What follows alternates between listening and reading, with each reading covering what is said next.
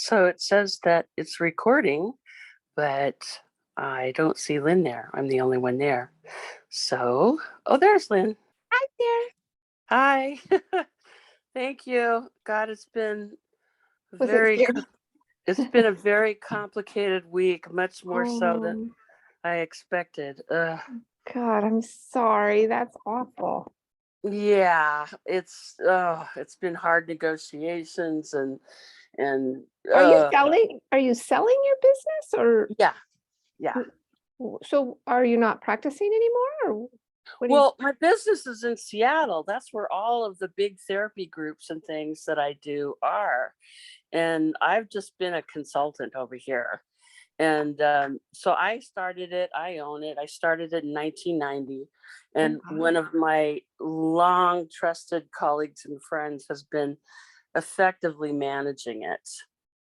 And so she's been mentoring a woman for the last 5 years who's actually going to buy it and operate it in the spirit in which I created it, basically good. using the materials and ideas that I created. So I'm glad for that.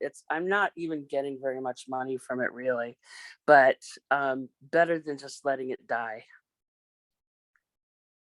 Good. So I can't remember. Do you usually read the agenda saying that this is what the agenda is, or do you show it on the screen?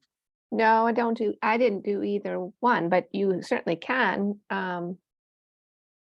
If I just kept the agenda right next to me and followed along. It's Okay. all sent out via email. Okay. All So, right. but if people want me, I can put it up on the screen if people want to take a quick picture of it or something. I always kind of like to see people's faces, not the agenda. Okay. Well, But it's up to you. if anybody asks, maybe you could put it up, and Sure. otherwise I'll just go along with what's there. Okay. And it's time for people to start being here. Oh, they're here. We're here, Catherine. Hello, everyone. I'm relying on my dear friend Lynn to assist me with the technical aspects of this. I've had a very, very legal oriented week with multiple phone calls and last minute negotiations and things, and I haven't been attentive to learning my Zoom skills yet, so I'll get that by next time. So I'm calling the meeting to order, and I would like to also ask everybody if there are any amendments to the agenda needed for tonight's meeting.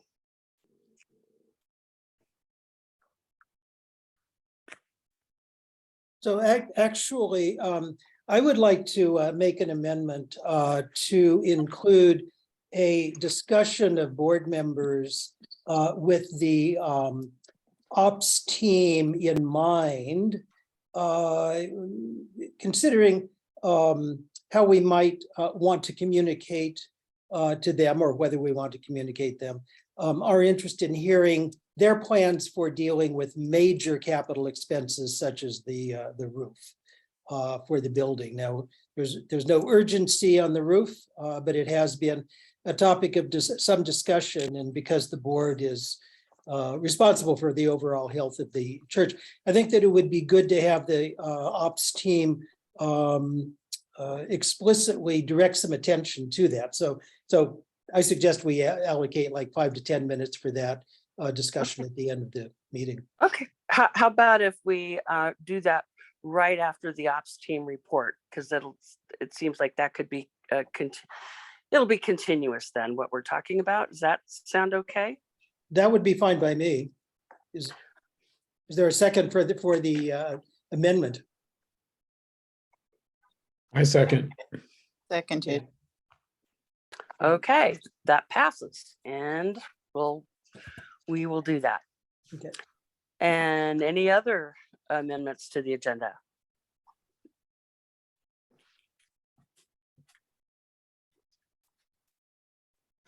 doesn't sound like there are any other amendments. So we'll have opening words with Todd. Okay, these are opening words from the Unitarian minister, Jacob Trapp. If it is the language that makes us human, one half of language is to listen. Silence can exist without speech, but speech cannot live without silence. Listen to speech of others. Listen even more to their silence. To pray is to listen to the revelations of nature, to the meaning of events. To listen to music is to listen also to silence, and to find the stillness deepened and enriched. Lovely, and reminds me very much of my Quaker roots. So, okay, so, oh, I went into the amend and approved minutes. Oh, we already did that. Correct? Yes, I think that's correct. Oh no, I'm sorry. Amend and approve the minutes from July is what we're doing now. Are there any changes that anyone sees in the minutes that need to happen?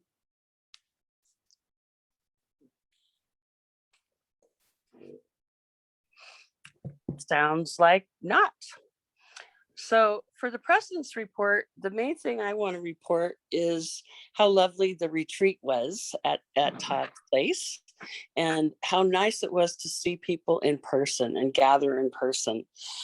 And I think one of the things that came out of that is are all talking about how much we appreciated that experience. And when we started to think about how there can be greater sense of community with the church, we thought in terms of more enjoyable activities initiated and started by anybody who's interested in the congregation, and encouraging that to happen among members.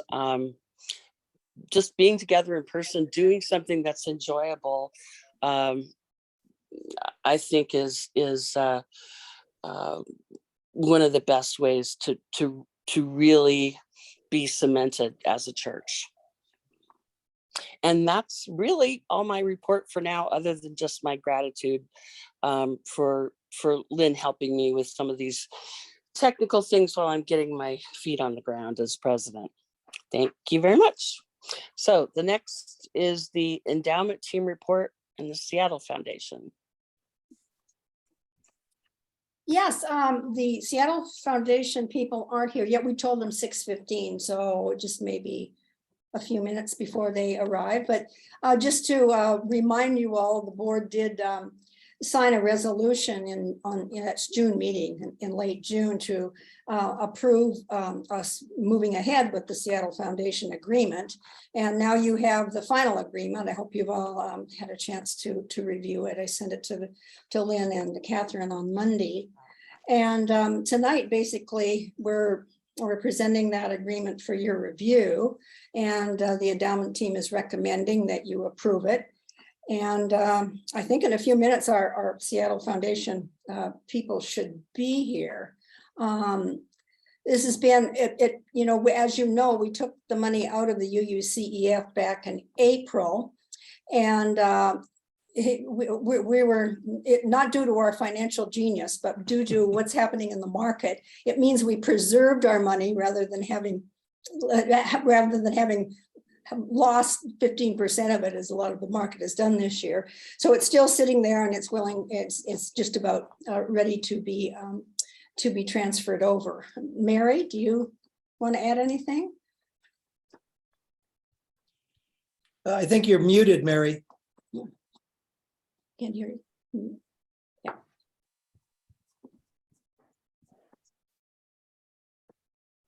Am I back? Yeah, okay. Yeah. Thank you. No, I think that's a good summary of it. We did spend quite a bit of time going back and forth due to just a whole lot of kind of technical problems in communication as much as anything, but I think we're there.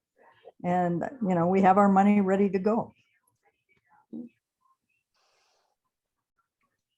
So do you have any questions for us before I'm hoping they'll be here any minute, we shall see, but before they get here.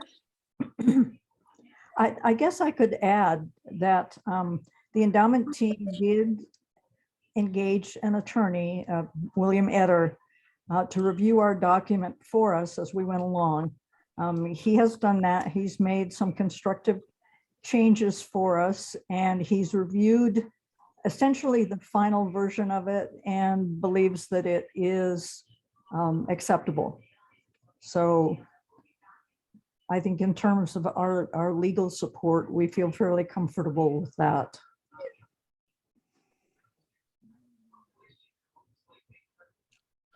I'm wondering if maybe maybe would the best use of our time be perhaps for Todd to begin the minister's report? What do you think, Todd? I see a hand. I see a hand from Daryl up. Yeah, Darrell has a hand up. Oh, okay. Yeah, I don't remember getting a copy of that report within the last few days. Did it get sent to all of us? Or I sent it to Lynn and To Catherine. to Catherine. And with the suggested that they forward it to all of you. okay, thank you. Uh-huh. I did not forward that. I'm not sure if Catherine. has- I did not forward that either. Okay, I can do that right now really quickly. No, that's fine. It's Yeah. it's not time critical. No, Yeah. but I do have a question about that, Karen. Is this, does it need to be re-signed? I signed everything right before I left as president. And so, I mean, right before the transition in June, late June. Mhm. So I- is this a different agreement now? No, I think you signed the what was it? The resolution approving our moving forward with the Seattle Foundation. And I don't think you signed the full agreement because we were still negotiating some changes in it. Got And it. so this is the full final agreement. It's much the same as previous drafts. It's more like, it was more like the language of putting one of these agreements together where we wanted more references in the main body of the agreement to the schedule of disbursements to the church, which is in Appendix C. So it was just a little tweak. It took us a while to get there, but we just finished that last week. So that's why I sent out the final version on Margie. And then Catherine will sign that. It'll have a place for Yes. Catherine. Got it. Yes. Okay. So- I'm gonna go find it right now and I'll forward it to all the board members here. So do I just sign it and then take a picture of it to send forward, or how do I get that to you? Rebecca can work with you on getting you could either go into the office and sign it, or there might be some electronic process. Probably going into the office and signing it would be the easiest thing. Okay. And then after it's signed, then early next week, we can move the bulk of the money over to the Seattle Foundation. And what I'm going to do, why don't you go ahead with meeting? I'm going to try to check with Allison Parker and see where they are. I don't see any. I gave them all the information about coming into our meeting, so I'm going to go check on that and go ahead, and then we'll get back to them when they arrive. Okay.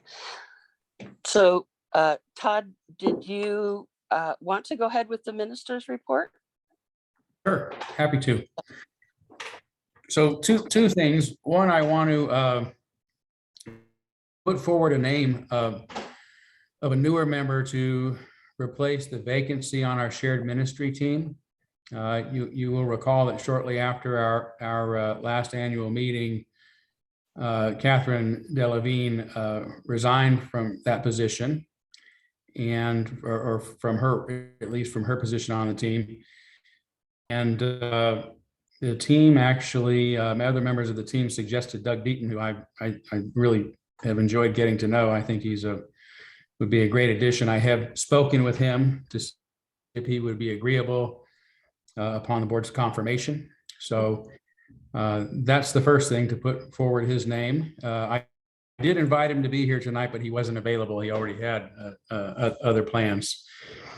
So I don't know if you want to proceed with that, have discussion, wait till another time, but that's the decision before the board now. It'd be our recommendation as a shared ministry team. So does anyone want to put that forward for a vote? Or is that my job? So I have a question. Oh, okay, I was going to answer Catherine's question. The correct procedure is for you, the easiest procedure is for you to ask, is there any objection to this appointment? And if there is none, then you just declare it done. Okay, and could I have the person's name again, please? Yeah, it's Doug Deaton, Doug Deaton. So we have Doug Deaton and John Beaton, which is kind of fun, but it may, I mean, I'm sure, you know, without, before you make that, before you ask that question, Catherine, I saw Richard had a question, so maybe we could, unless you want it to be, you know, formal part of the motion, Richard, or you want to, you know, have the conversation before any kind of. So mine is, it's informal, but I don't know this particular member. Can you tell us a little bit more about him? Yeah, he's been a UU before he moved here. He's been coming to the church now. Tom, you know, has it been 2 years yet? A year or two? And I'm forgetting where he moved here from. Oregon, I think. He was in the Portland area for a while, part of a retirement community there. Yeah, he just moved out to another kind of retirement community, I think, in Spokane Valley, which is why he's not available to be here tonight, because he's doing some kind of game night or something, I think. But you know, the thing that I really like about Doug, he's a very friendly person. He's kind-hearted, and he, you know, he's kind of even-tempered. You know, not somebody who kind of goes off the rails or is unable to cooperate with people, or at the same time be sensitive to the variety of opinions that he might experience from others. So I think he'd be a good fit for a team like this. I don't know if anyone else wants to say anything about Doug. Anyone else who's met him? Well, I've gotten to know him a little bit, and I agree with everything you said. I think he's also very interested in the congregation, and I think he'd be an excellent choice. I have ridden with him. We've biked together several times, and in our conversations, I am very enthusiastic about his possible appointment by Todd and agreement by the board. Oh, okay. Very good. Great. By the So- way, Allison Parker is here now, so when you're ready, we can. Yeah, maybe we can make this decision and then Allison can present, and I'll finish my report afterwards if that works. Sure. So is there any objection to Doug Dean for the shared ministry team? Okay, then he is appointed. Great, thank you. Thank you. Hi, Allison, I see you're here now. Good to see you. Yes, we were just discussing our agreement with the Seattle Foundation, and we thought it would be great if the board could see you and answer any questions that they might have. They already know a little bit about the foundation, that it's the oldest community foundation in the Pacific Northwest, the 21st largest in the nation, and manages over, $965 million in assets. But apart from that, tell us a little about this agreement and what you think of it, and anything else the board wants to hear. Thank you, Karen, and thank you, Mary, as well. You've both been lovely to work with over these last several months. Hello, everyone. My name is Allison Parker. I'm the Managing Director of Philanthropy here at Seattle Foundation, and I'm delighted that your church is considering having a reserve fund with Seattle Foundation. I've mentioned to Mary and Karen before that I have a fondness for Spokane and that area. My favorite aunt and uncle live there, as well as some other friends, and was just over there a few months ago for Bloom's Day. So really enjoy your neck of the woods. So as you've probably seen in the agreement, Seattle Foundation offers this service to nonprofits in our greater Washington state region, and it is really a reserve fund. So we take care of all the investment management and provide distributions according to an agreed upon schedule. So for your church, that would be every quarter, because that's what you're accustomed to. But because it is not a legal endowment, you're able to have access to larger distributions should you ever need that for a particular project or effort of the church. So there's a lot of flexibility there. We do this for about 75 other organizations. Some of those organizations have more than one fund with us. So we actually have closer to 130 different nonprofit funds, but it's about 75 different groups similar to yours that we work with in this capacity. And as Karen mentioned, we are the largest and oldest community foundation in the region, and have been at this for, now over 75 years. We'll just pause there and see if folks have any particular questions. I know you've all read the agreement.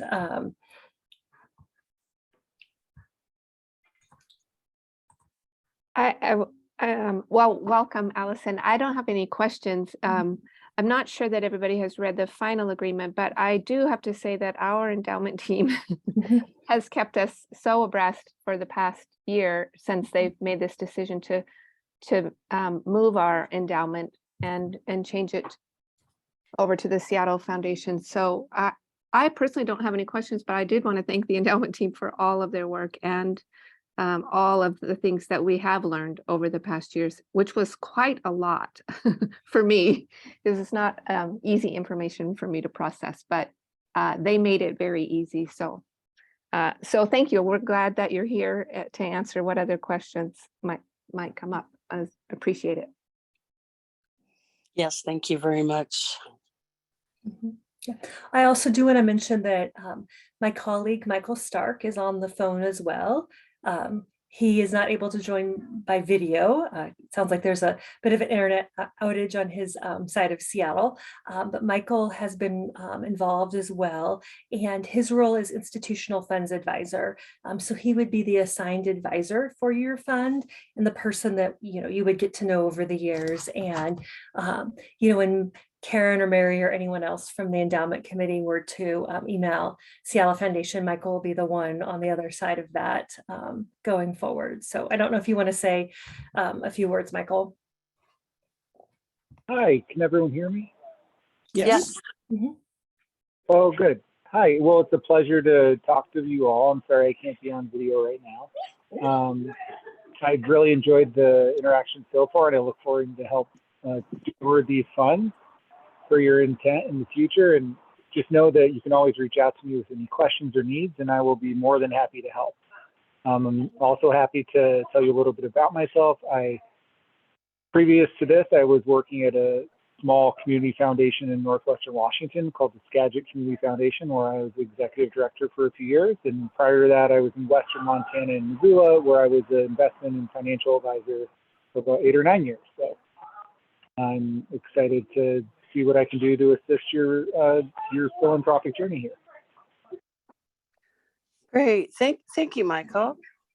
I do, Michael, there are opportunities as we get further into the investment to have updates from the Seattle Foundation about the performance of the funds. And by the way, we've opted to start with the low-cost index funds portfolio that they offer. They offer several portfolios. But how often is that update, and can our board, if they're interested, attend those updates as well as the endowment team?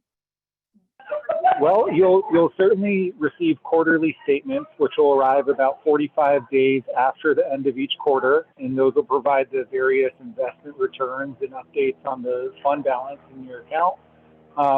And Allison, please correct me if I'm wrong, but I believe that we have an annual investment update with our investment partners, Crucial Partners. Is that correct? That's correct. Yes, and Yeah. it is coming up. This year, ours will in November. Yeah.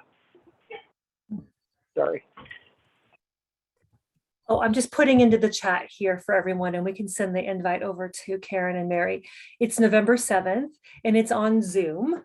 So it doesn't matter that you're calling in from Spokane. Nobody else will be there in person anyway. Everyone will call in, and you'd be more than welcome to join. And we do it every year over the video, so folks can access it.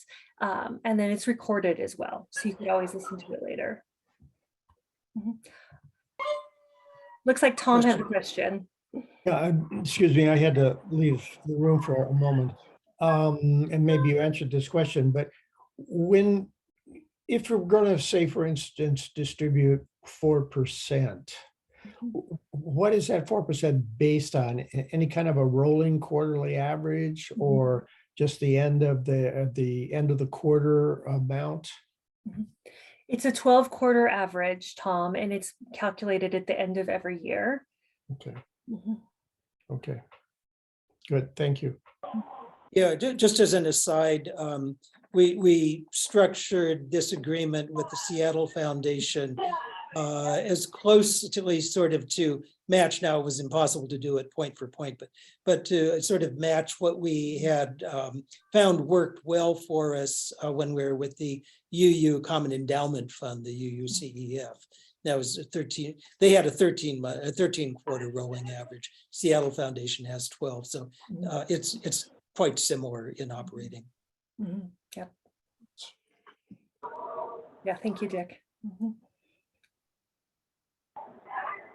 Questions from anybody else? I just have a question for Allison. How do you get so much sunshine there? I mean, you know, the mountain is just, you know, bathed in this beautiful sunlight. Yeah. So I have been using this same photo from the sunrise side of Mount Rainier. It was the one pandemic trip we took the summer of 2020, you know, to have the social distance. But I've been getting my, you know, my little iPhone's money out of this photo, using it as my background. It's a beautiful photo. Thank you. Yeah. A question for Michael. When is the market going up, Michael?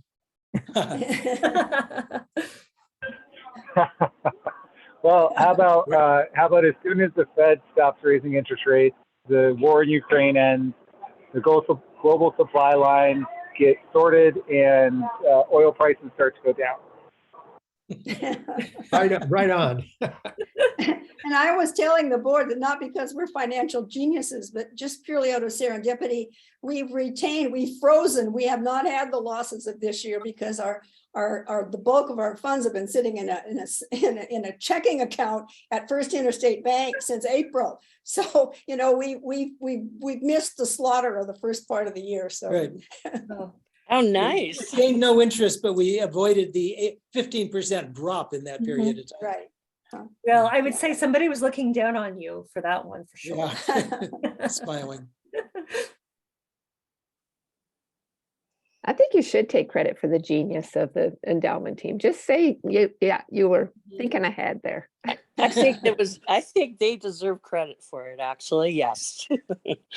Well, yeah, the UUCEF one has gone way, way down. And we plan, by the way, we're having a Legacy Society meeting this Sunday, and that's all the people, Allison, who've contributed, you know, in the past and now to the endowment.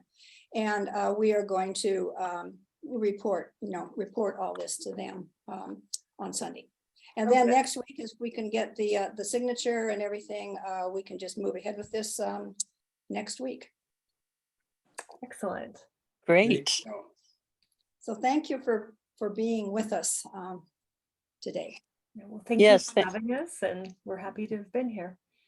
Thank you, Allison and Michael. Thank you. Absolutely. Goodbye. Bye. Bye. Anybody want to comment at all about that, or is there anything left to discuss? The only thing I would say is that I've found that they're responsive when we make clear what it is that we'd like. They get back, and if it can be done, it gets done, and if it can't be done, we get an explanation, and we figure out what the next thing that adjacent to it that we want to get done is. It took a little longer than we'd hoped, just because, well, when in April, after we moved the money, they had some staff resign at the Seattle Foundation. So there was a period of, the people we'd been talking to left, and then the new people came in, and then Allison got COVID. And so it delayed us. She and her whole family got COVID. So it delayed us a bit, but here we are, and we now have an agreement, so. Great. So shall we proceed to continuing the minister's report with Todd? Yeah, my suggestion would be to sort of like formalize the approval of the board to move ahead with the signing of the final agreement and the transfer of the funds. Okay, yeah, so yes, is there a second for that?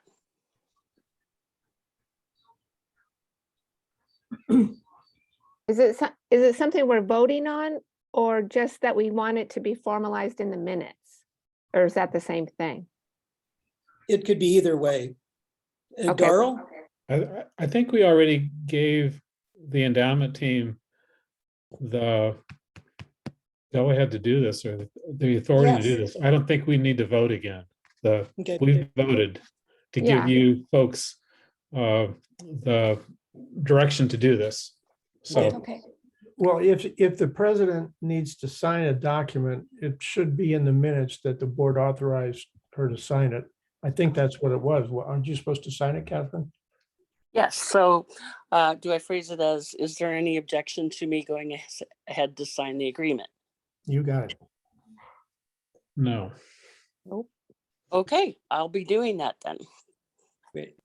Thank you, endowment team. Yay. Yay. Thank you. Good work. Very good work in finding good people. Okay, so then we will go back to Todd then. There was a question from Dan Ekert that I saw. I see Herb Bonello is on here, and as a CPA, I just thought I would ask him if he has any thoughts on this. If you see any problems, Herb, you're a longtime member and were our treasurer many years. Nope, I think the endowment team's done an excellent job. I wish I had gotten out of the market earlier. So, I congratulate them. Thank you. Thank you.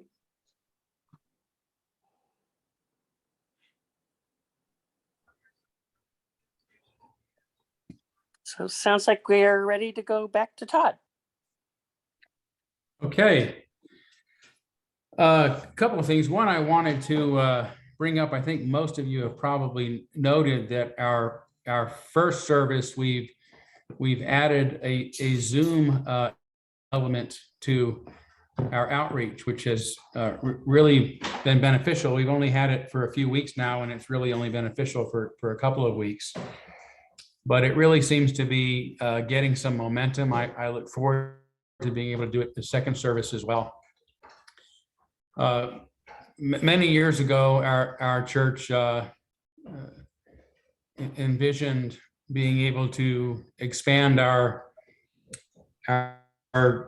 community to people well beyond our walls, taking advantage of the more global reality that we're in, and invested, thanks to the generosity of some donors, in streaming technology. And we've always had a really good turnout on our streaming technology. It is just it has boomed since COVID, and we went from probably between 15 and 30 at our first and second services to, between 50 and 60. And that's not people, that's devices. So we don't really know how many people that includes.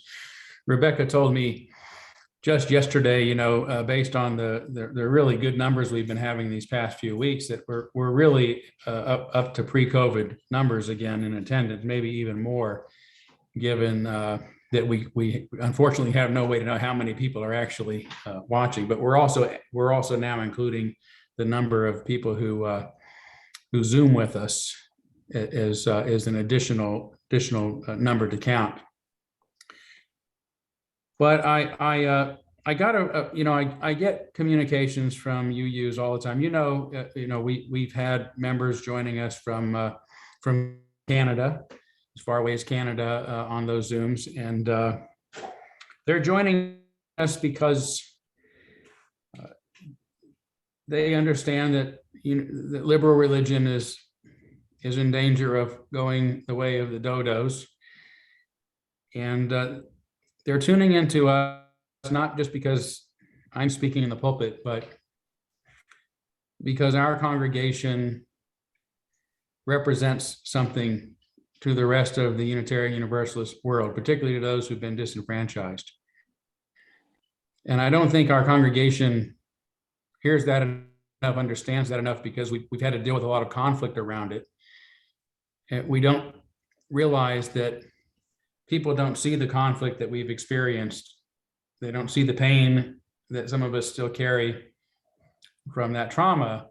They see the church that said, no, we're keeping this minister, no matter how much you demonize him, which means there's something about the church that is also a very liberal community that continues to share those values. So I received a letter earlier this week with a very generous donation, and I want to read a part of it to you. I'm not going to read the whole thing because I don't want to identify the person, since this is being recorded and the brood of vipers are watching everything that I do and say. But I like to use that term because it's biblical. So Jesus used it, so it can't be too bad. But this is a person who I will say he's been almost a lifelong Unitarian since he was a teenager, and now in his 80s, and lives on the east side of the country and watches our first service because he's so far away. So I'm going to skip down about 3 paragraphs so I don't give his identity away, just in case he's not comfortable with that at this point. He says, well, I'll read the first intro. He says, enclosed, please find a donation to support your ministry. Although I am not a member of your congregation, your ministry has become very important to me during the last 1.5 years, and I felt that I wanted to support it in some meaningful way. I have watched your services mostly on YouTube due to the time difference. They have been very meaningful to me, raising important issues to be considered and give me pause to think about them, often throughout the following week.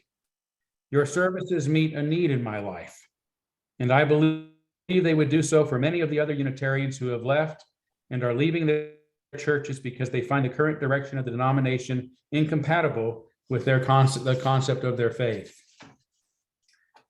I am happy to learn that you were initiating the use of Zoom to permit people to participate remotely. I would certainly be interested in being able to participate in that way, and perhaps in some chat rooms after the service to further discuss the sermon topic. I would certainly consider providing additional financial support if that were necessary to make that possible for others to participate in that way as well. I know that you are focused primarily on the needs of your congregation in Spokane. However, I would hope that you would also consider the role that you are already playing nationally in helping those of us who are desperately trying to maintain our Unitarian faith, but are now unchurched. While I am a member of the Fifth Principle Project, I believe the goals and objectives of that group are quite different from the above concept of an internet-based Unitarian congregation with Spokane as its mother church. I just wanted you to hear how this individual perceives us and how meaningful and almost singularly meaningful we have become to him and to the others that he's advocating for. And I want to, I'm really proud of our church and of you, Todd. Thank you.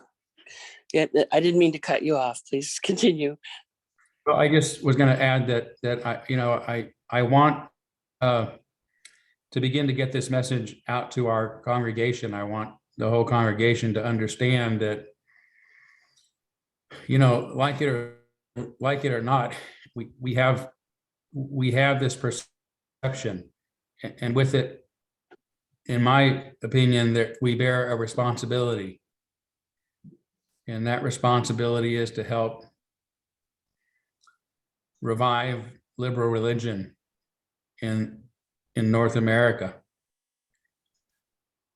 So that's what I'm going to be trying to spend some of my energy on during the next months, and I hope that others will join me in trying to help the congregation see the historic and central role that we are in regarding the perhaps the salvation of liberal religion for the future.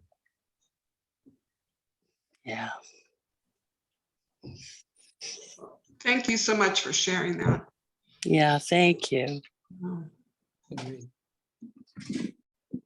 I applaud the donor, because some of the local folks like me would like to be able to participate too. Yes, thank you. Thank you, Herb.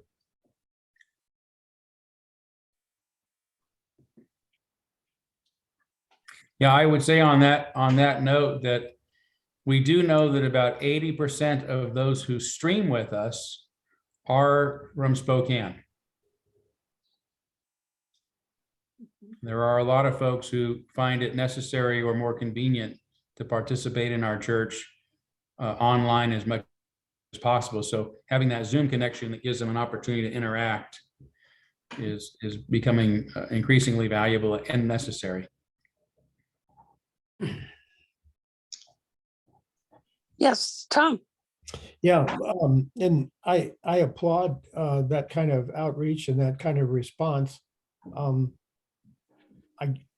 only thing I want to emphasize, or that's important to me, is that as our church may move toward that goal, or you guide our church toward that goal, that we don't lose sight of the most important thing, which is our congregation.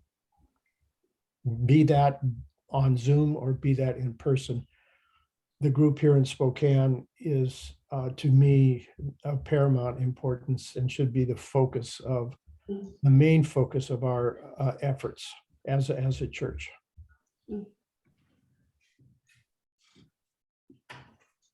Well, I would just like to add that while our congregation certainly is very important and I attend in person, I feel like people who watch online, whether they're from Spokane or elsewhere, they're part of us too.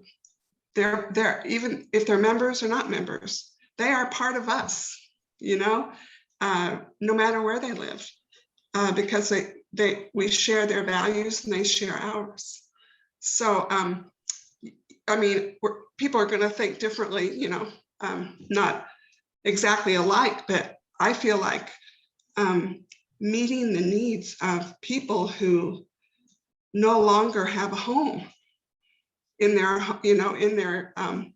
what used to be their home congregations is just so important.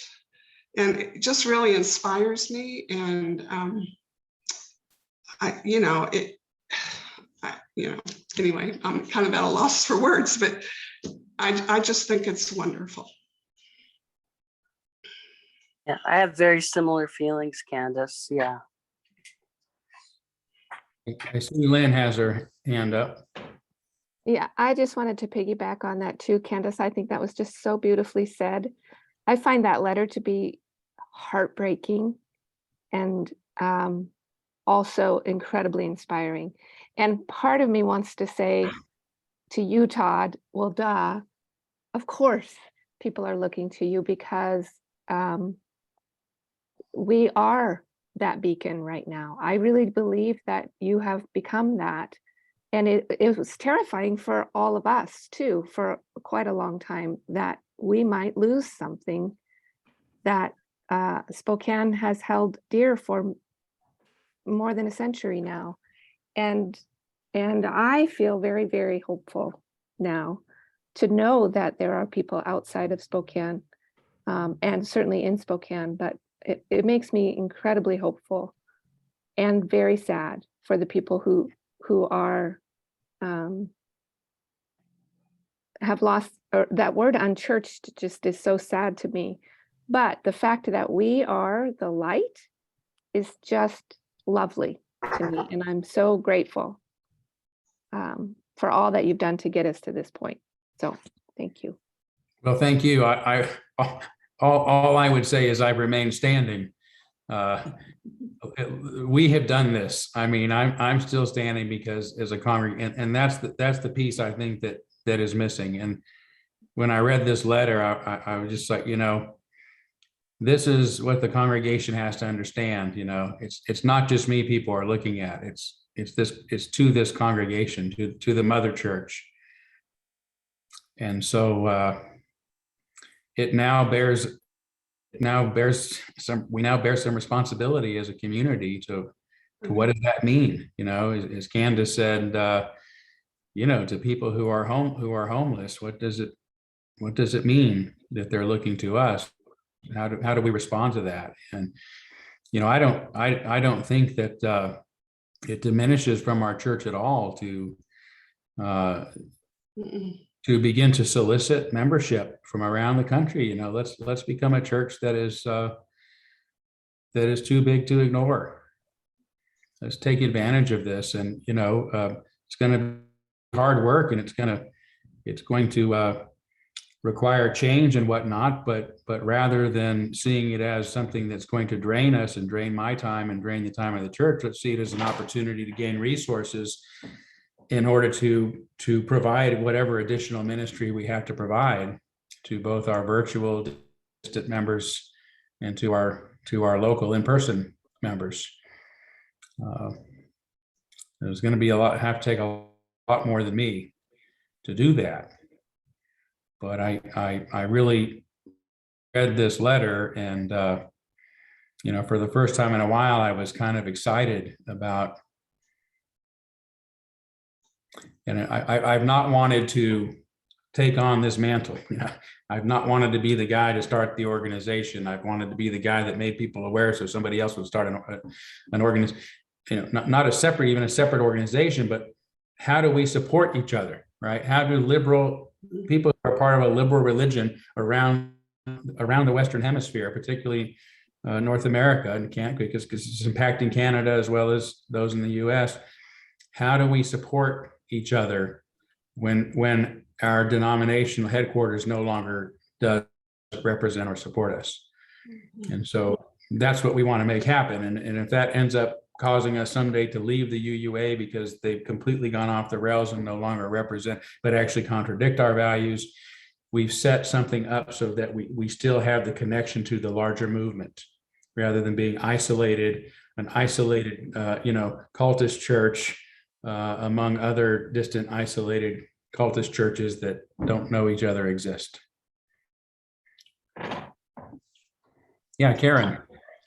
Todd, do you have any sense of the scale of this defection from the current UUA?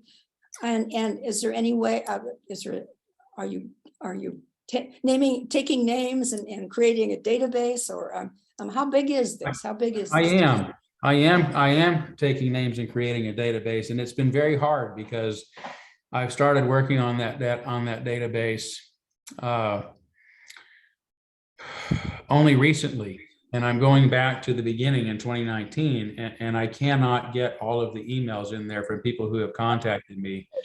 But we're probably looking, at least in my database, at least close to this having impacted 100 congregations that have reached out to me.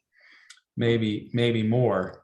Wow. And I find them to be all over the place, from Connecticut to Alberta, to Vancouver, to Southern California. To I'm going to be going to speak in Alabama for Christmas time at a church that reached out to me there.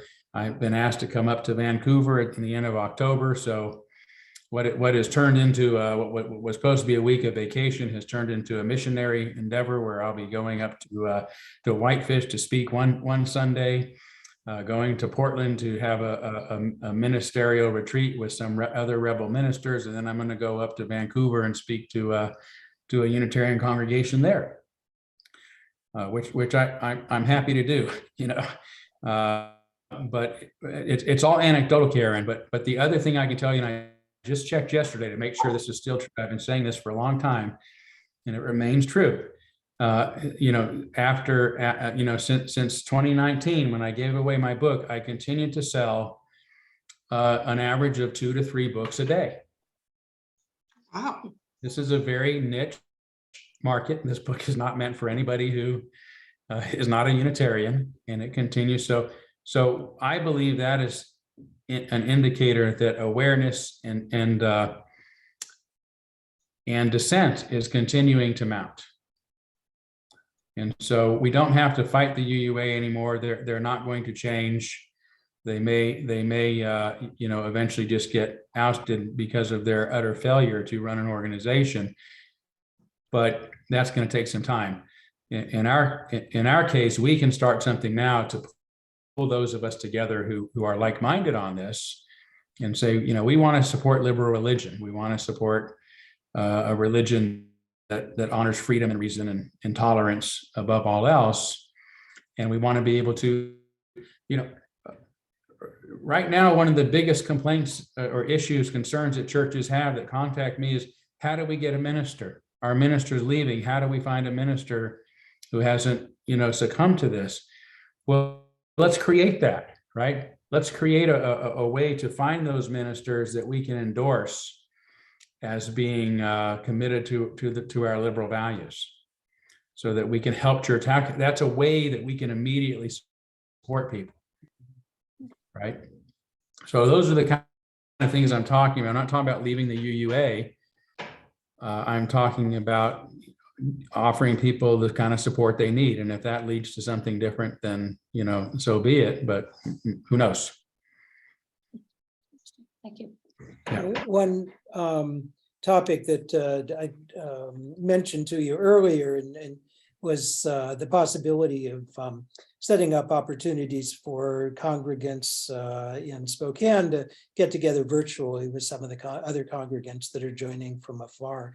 And you had mentioned that there are technical difficulties that are associated with that. So that may not be something which is in the immediate future, but I think that to the extent that we can, if we can figure a way to begin to start doing that, that would start knitting the bonds of this wider community that we're talking about. Yeah, we're going to try to set something up in the interim where maybe there's some headphones and a microphone where if somebody wants to walk up to the computer that is in the booth that is sort of hosting the Zoom, that you could walk up and have a conversation with those individuals.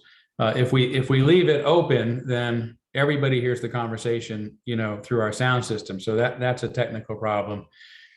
But our goal is to do just that. But I am going to actually try this Sunday to pop in, during when I'm in the receiving line, to step away for a bit and pop in and say hi to that group. And if that works, then we'll start to encourage others to go up and do the same thing. It's a start. It's a start.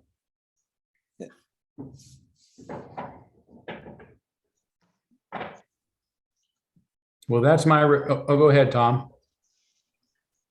Along that line, is there any chance, I'm not sure what all would be of interest or possible, but if there's interested people talking about a sermon afterward, could they retire to the chapel and out of the noise and background of the socializing that goes on, and and have some kind of a chat thing, whether the people are like Herb, who may be in Spokane, or someone who's afar somewhere. I don't know what the technicalities are. That's way beyond me, but there's a space where we could do something Mhm. like that and not be bothered by the background noise of socializing. Yes, that's a really good idea, Tom. I hadn't thought of that. We have a piece of technology that is a camera we've used, we've experimented with in our Kakara dojo, that you can plug into a laptop. So somebody'd have to take a laptop in with them and probably plug it into the TV so that you're seeing it on the big screen. But then that camera will take the room that you're in, and it divides it on two sides into one of the rooms in the Zoom, if that makes sense. So that you can sit in a circle on half the room and look at the TV and see who is Zooming, and then they can in turn see you because you're one of the entities in there on this camera. And then the camera has microphones on it, sort of surround sound microphones. So as long as you're close enough and speak up, you'd be able to have that conversation. So that what we need is a volunteer who's comfortable enough with technology to set that up. But that is a solution. It's not perfect. It doesn't put the big screen in the fellowship hall where everybody is, but it's a good start. Yeah. So we'll work on that. Yeah, it's like Alexander Graham Bell with the the first phone, maybe. Yeah. Right. Thanks. Good suggestion. See, Dan has a hand up. Well, just a quick question. You know, I've always been excited about the video thing, and this even more exciting. But a quick question: as these people are coming in and Zooming with us, we just had the endowment meeting, which was we had wanted to spread out the financial base for the church rather than pledges. Are they pledging the people that are coming in? Are we bringing in money from the outside? Just as a quick question. If those who formally join do pledge, you know, is a requirement of membership. But we also do get weekly, we get donations from people from out of state who have gone online to make contributions, including the individual whose letter I read earlier gave a very substantial amount. So yeah, and very recently we were able to, our old donation system for whatever reason wouldn't let us do out of country donations. And so we were trying to figure out a way to get another system, and then they just started doing this. So now our friends in Canada can also go online during the service or anytime they want and make donations. Cool.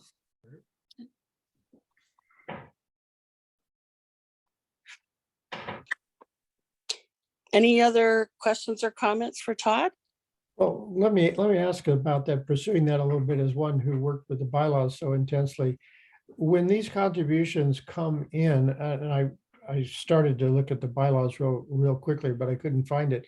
Are these contributions, which I assume are undesignated, in other words, not designated for the endowment fund, I assume, are they being handled according to the bylaws with regard to where they go, which sounds like, if I'm recalling right, should be into the general fund? Yeah, that's where they go. Yeah, okay. Yeah, straight. We just count them as like offering, you know, an offering, even if it doesn't necessarily come in during a service, but yeah, so they'd be either designated or undesignated. I mean, if it's designated towards someone's pledge, we will know that because they're members, and it'll be a record of contribution toward their membership. Otherwise, it would count as yeah, what we call the loose offering or the undesignated offering.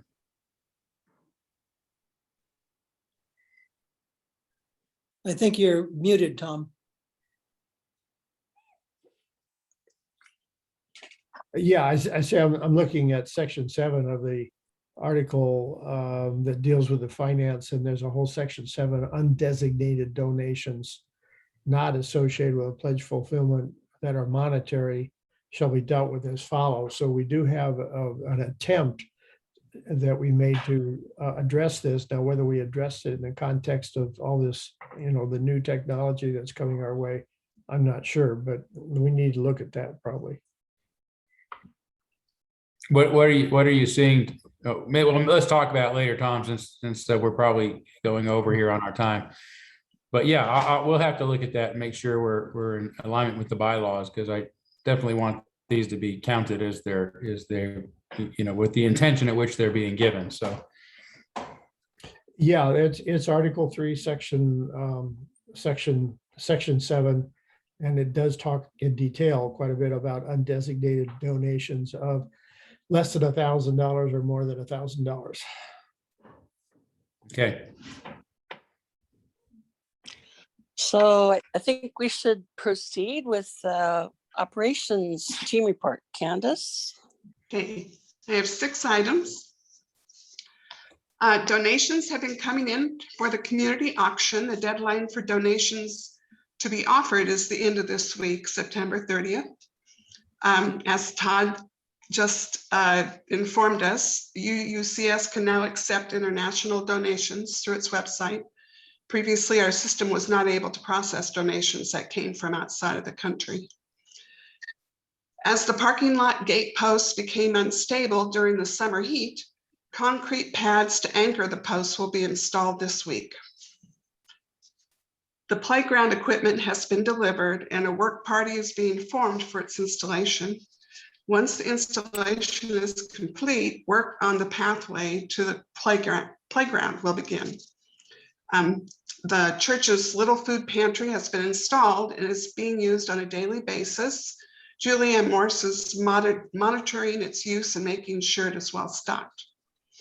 The operations team will begin a review of the status of various church teams to determine which teams are still active, having regular meetings and keeping meeting records and active member lists. A new social events committee has been proposed, and the team will review any proposed mission statements and operating procedures before official recognition by the ops team.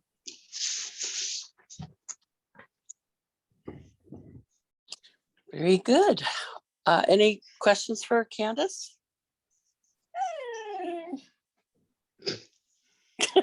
That's Lily. Lily. Yeah, going, ooh.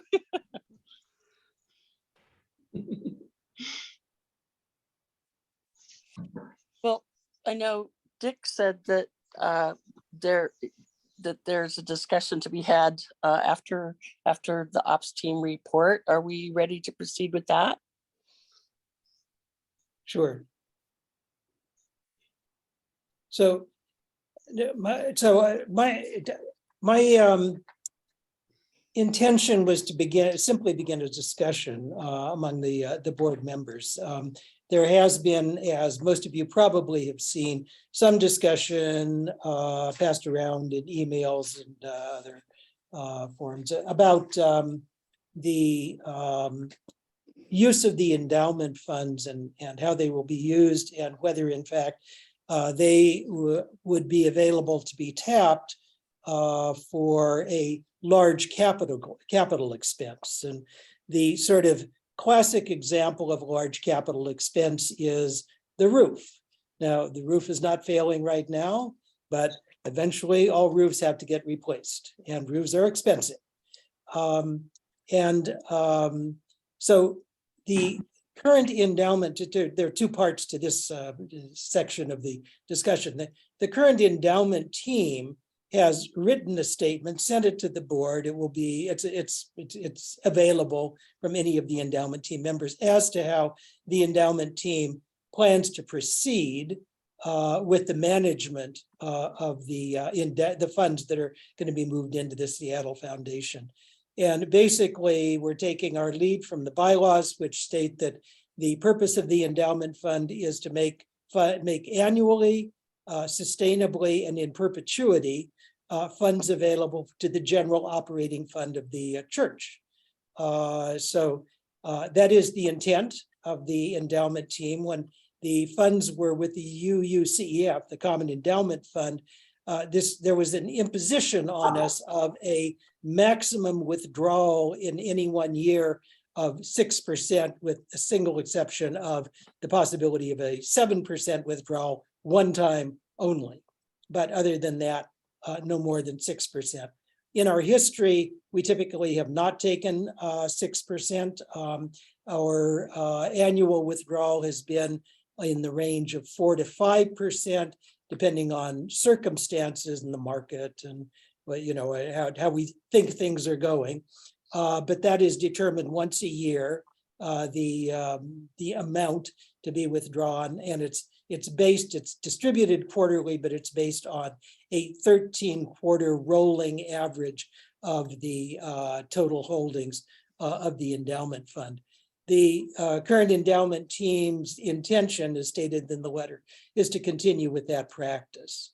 So that being the case, I thought that it would be worthwhile for the board perhaps to encourage the operations team to take a look at large capital expenditures, classic example being the roof, and drop a plan, which would be sort of like a set of contingencies for how this might be handled and what sorts of actions the operations team is intending to take to the end of being prepared to meet that expense when the bill does come due, when the roof actually finally does need to be replaced. Now, it's not necessarily the case that it's all going to have to be replaced all at once. But this could be a part of the operations team discussion and planning. And I think that it would be good for the board to be informed as to what the intention of the endowment team or the operations team is in this regard. So that's just to kick it off. And I just open it up to other thoughts and other comments and contributions. Well, I can certainly report to the ops team meeting in October the thoughts of the board regarding this. Okay, so that would be good. I would also say great questions. It does beg the question if whether or not we don't already have some have had conversations and a bit of a plan around that. So I think really what you need is an understanding of what we already have planned, what we have set aside, what some of our options might be. The operations team is, of course, bound by our church budget, which is limited as it is. But as I think has been reported in the past, we actually do have a fairly surprising amount in our capital repair and replacement fund right now. I can't remember what it is, but it's somewhere around $50,000. Between 45 and 50,000. That's what I remember. And of course, we do have to use that from time to time to fix things which we've been doing for years. So we've been able to get that amount up, fortunately, to quite a significant sum. And we've had the roof inspected recently, and the roofers say, it really is in amazing shape for a roof its age. Part of that is because we have solar panels that have been protecting part of a large portion of it for a number of years, and we also have had to make minor repairs to the roof along the way. So some of it has been repaired in patches. So, but I think we can have Rebecca put together something from the operations team to the board that can kind of at least give you a state of the roof, or in a state of the capital repair and replacement fund as it is now. And any additional funds we need, we'd have to do traditional routes, either a capital campaign or a small loan that we would repay, something like that. Well, also, if anyone's interested in finding how much money we currently have, that is posted on the bulletin board just inside the front doors. As you walk in, I think it's on the right side. And So anybody can go and look and see how much money we have Yeah. in the repair and replacement fund. How much does a roof replacement typically cost? That's a good question. The last real estimate we had was about 90,000. My guess is it's more than that now, due to supply chain issues and inflation and whatnot. So 50,000 isn't gonna cover a whole roof replacement. But it's a lot more than the 5 to 15,000 we've had in there traditionally over the past few years. Right. Tom? Well, again, excuse me, I have to step out of the room occasionally to work with Mary on something. But, from my standpoint, with an architecture and somewhat of an engineering and a planning background, this is a major, major, major project that's going to come. It's like anticipating a hurricane if you're on the Florida coast. Sooner or later, you're going to get whacked. And we're going to get whacked with a roof replacement. And the way that I would approach it would be the way many of you would approach it, and that's finalize, get a reasonable estimate, updated estimate that would include roofing only the south side, including whether or not to remove the panels. Considering the north side of a steep roof usually lasts 3 to 5 years longer. Crank that into the project, come up with a cost estimate, look at where our financings would be, which would be partially. I wouldn't think anybody would dream of draining the entire fund for a single project. And then looking at what our other finance options are, whether they be a loan and or the capital fund drive. And then, figuring out timing and financing. Maybe we've got 3 years left. Well, that's a chance to start to build up something in a capital fund drive that would be a low-key capital fund drive that could go on for years. So somebody needs to get into it in that kind of a serious manner is what I'm urging take place. Yeah. Comment. I just talked to Rebecca yesterday. She has had somebody in recently, as Todd mentioned.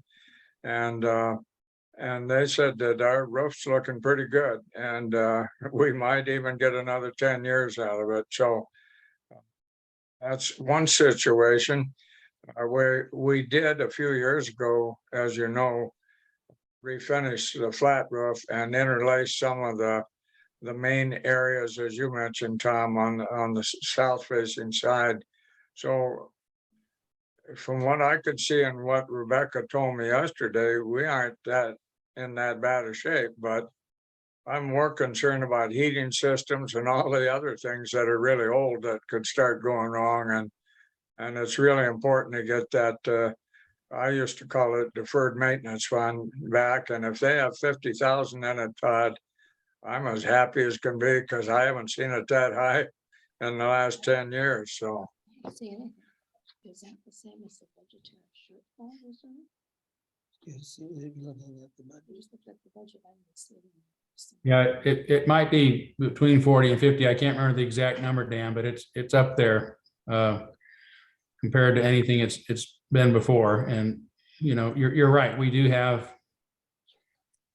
heating problems. I know they came out to do maintenance on our heat and air, just general routine inspection really of our heat and air this week, and they found a problem with one of the units that needs to have a part replaced because it's wearing out. So they'll get on that. But yeah, those are old, and if we had something really catastrophic, like a storm that would come in and take out our roof, we'd be fortunate because our insurance would Right. replace the roof for us. But you're right. Some of this stuff is just going to break and is not going to be covered. So, and it can be expensive. So we need to keep that fund up as much as possible. It's not sexy. It's not something that a lot of folks want to contribute to unless they see a need, an immediate need. But it would be nice to have some sort of ongoing I like Tom's idea of having an ongoing capital campaign, just a sort of a preparedness campaign, if you will, to have an account that we can use it when necessary. Because even if it's not the roof, I think Dick was using the roof as just one example. So. Yeah, we have a beautiful building. Buildings require maintenance. And if I'm not mistaken, the roof, has it ever been replaced? I mean, the building was, that was built in the 1990s, right? Early 90s, and it was a 30-year roof. So do the math and we're there. Yeah. So, I mean, if we have another 10 years out of it, that would be wonderful. Oh, yeah. The last person to complain, but still, as I say, it may be an ongoing capital campaign that, every so often there's one of the collections that we make is, cycled through there. Maybe that's something we can let our distance friends support your mother church. Yeah. We need a roof. Yeah. We won't have I- Zoom, don't have a roof. I was see just Karen- looking at was looking at the budget that was approved in June, and I couldn't find anything called the repair and replacement reserve. I find something called the budget shortfall reserve, which has $25,000 in it. Is that the same thing? No. No. I don't know what that fund is called in the budget. Well, at the budget summit, I asked that question, like, where is the repair and replacement? And it's not part of the budget. It's a separate fund. And that's why it's, reported and posted on that bulletin board in the foyer. So it's not in the budget. Yeah, if you contribute to it, then it's in the budget. Because it would be a line item for a contribution, but it's a separately maintained fund. I'm sure Herb's real familiar with that, way that works. Yeah, everything you guys said is correct. And that's why you can't find it, Karen. There's actually that fund and a bunch of others that are essentially our, assets or other savings funds. And that reserve fund is one of them. And we didn't contribute to it in the budget because we just couldn't this year. So that's why it's not there. Thank you. What are the other funds or some of the other funds that are set aside? Yeah, I don't know, Catherine. I can't remember. I just remember we could ask Rebecca, or Okay. dig out that balance sheet essentially, and we could look through those, what's there, and with Rebecca because she's got a good idea of what their intent. Yeah. As an example, the Memorial Garden has a fund, but it won't show up in the budget because it's a separate Right. fund. Right. There are some Right. others like that. Exactly. Well, we'll see about getting a report for the board at the next meeting, kind of to help answer some of these questions and give you the numbers. And Yeah, that would be helpful. I'm sure Candace will help me remember to bring that up.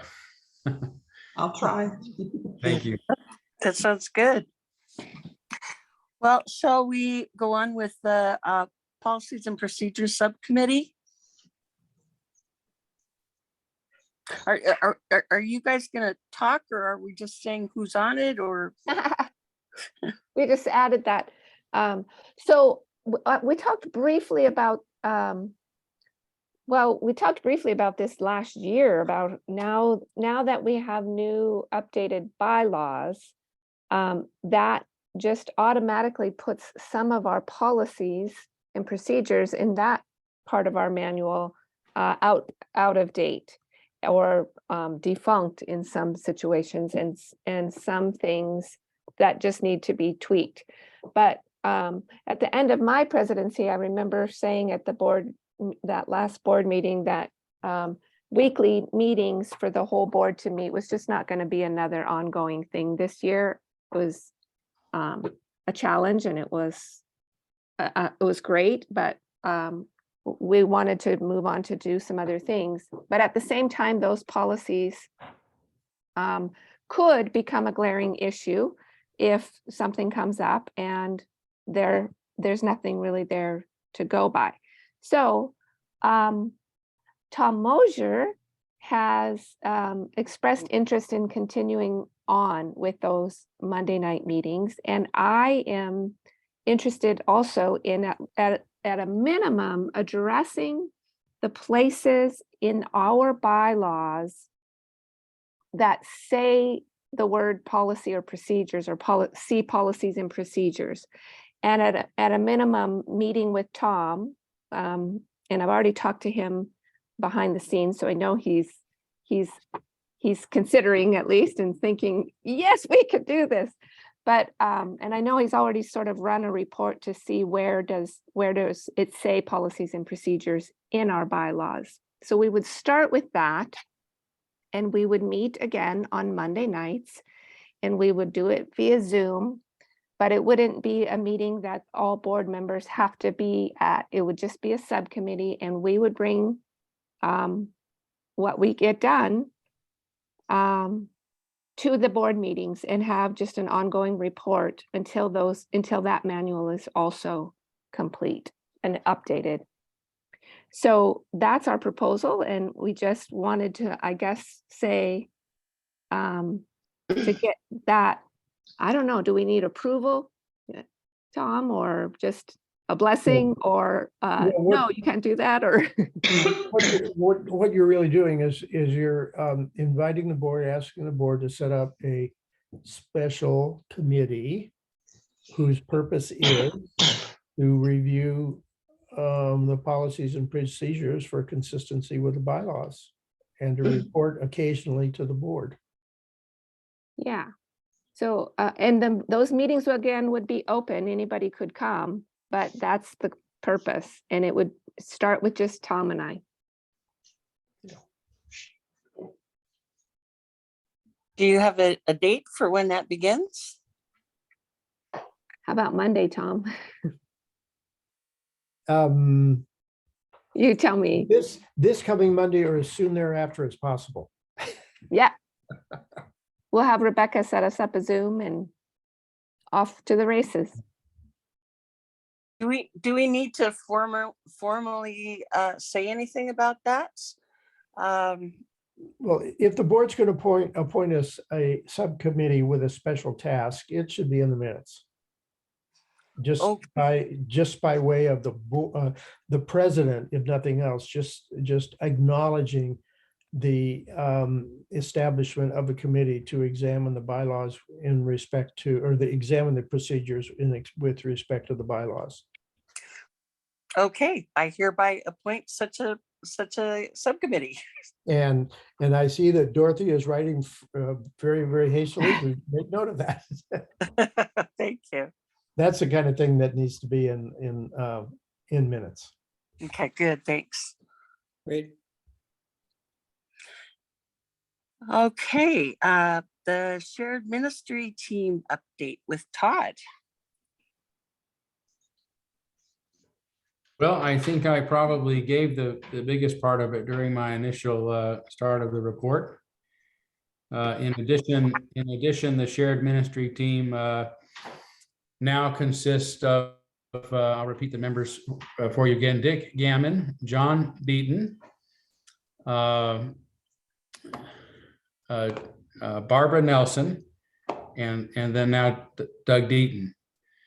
And we've been meeting for some time now, since 2021, I think. Can't remember the month.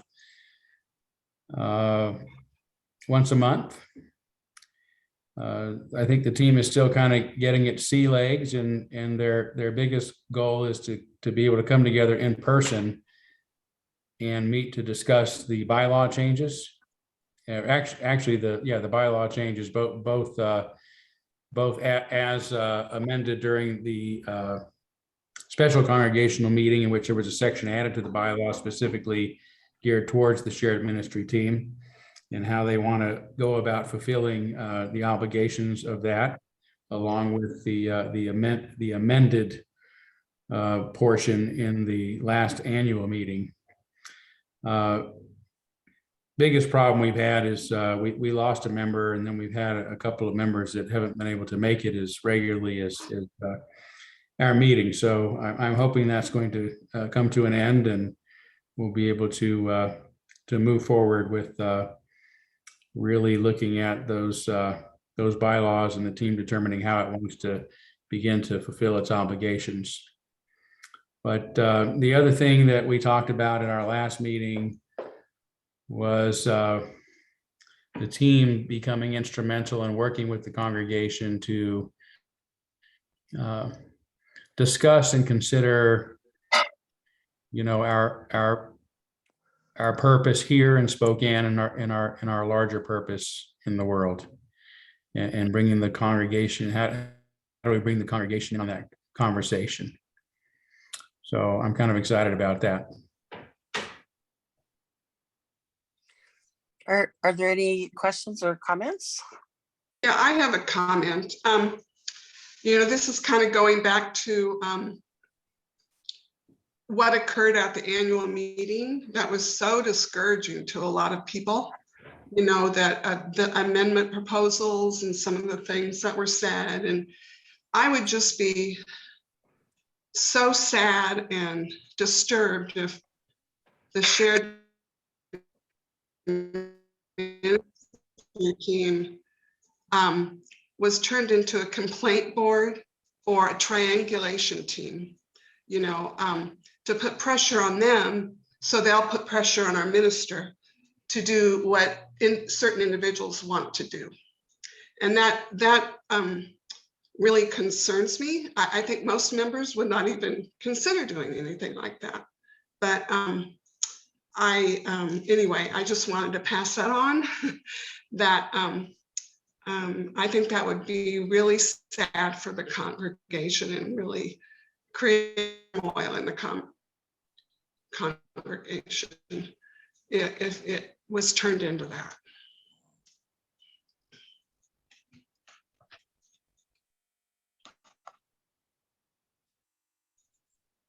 I have a question for all of us, I guess. My recollection is there in the previous bylaws, there was nothing about the shared ministry team because there wasn't a shared ministry team. That's correct, right? True. So that all of the bylaws, all of the things that we wrote about the shared ministry team are new. So, I mean, technically speaking, we have had a shared ministry team for a year and a half or more, but not really. I mean, they haven't really had a charge or they haven't had too much of an opportunity to get their sea legs and get themselves sort of figured out. And if any team, I think, deserves some patience and some time to do that, it's that team, because it's so new and it doesn't really, people have preconceived notions from what used to be a team on ministry and has evolved and changed. And then we had what we called the acting team on ministry, which was incredibly difficult as during our conflict years or months, I guess, with the acting team on ministry, of which I was a member, with a completely different focus. So I would like to give this team some breathing room, some space, some time, some opportunity to figure things out, to look at those bylaws, see what they want to do, how they want to go about it, and let them tell us how they view what we put forth and what we were asking. But I have to say, I am slightly nervous of the term or the talk of surveys, because that just sounds like a workaround to me to do that evaluation stuff. which was voted down at our annual meeting. So I don't know, I know I'm rambling, but I want to give them some time and some breathing space and let them come to us. I don't think there's anything urgent. There's no emergency. There's no reason that they have to be paraded around the church any more so than any other team. As to who they are, I mean, people can certainly know their names and come chat with them. But I think we're going to have a very difficult time having people want to volunteer for a team that is confusing to people. And what do I have to do? So anyway, sorry, breathing space. That's what I would recommend. Well, I would like to add too that we're a policy governance church, and one team doesn't tell another team how to conduct their business. And individuals in the church shouldn't tell teams how to conduct their business. The teams themselves should grow and evolve and figure out how the best to fulfill their mission.